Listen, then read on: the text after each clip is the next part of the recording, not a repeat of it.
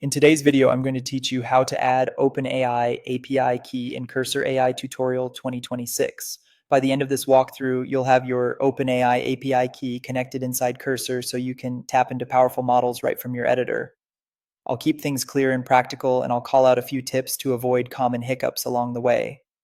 First, open the Cursor AI app and make sure you're looking at the main editor window.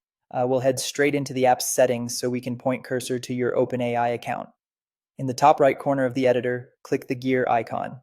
That opens the settings panel where everything related to your environment, integrations, and models lives. You'll see a list of categories on the left. We're interested in the one that manages your model connections. Select the Models tab from the left-hand sidebar. This is where Cursor lets you choose providers and control which models are available. It's also where you'll add your API key so the app can authenticate with OpenAI on your behalf. Now scroll down to the section labeled API keys. If it's collapsed, click to expand it so you can see all the available provider inputs. This panel is organized by provider, which makes it easier to keep multiple keys separate if you use more than one service. Locate the OpenAI input field. This is the box where your secret key will go.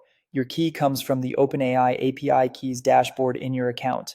Treat it like a password. Don't share it publicly, don't commit it to source control, and avoid pasting it anywhere you don't trust. Copy your secret key from the OpenAI dashboard and paste it into the OpenAI input field in Cursor. A quick tip, double check that there are no leading or trailing spaces when you paste. If your key appears masked after you paste it, that's normal. Cursor hides sensitive values to protect them.